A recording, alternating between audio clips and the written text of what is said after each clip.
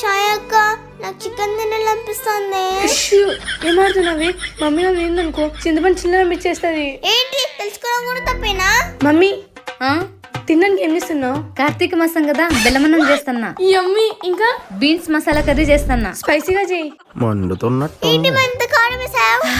మీ అక్కేనే బాబు స్పైసీగా చేయనింది. మమ్మీ ఆ?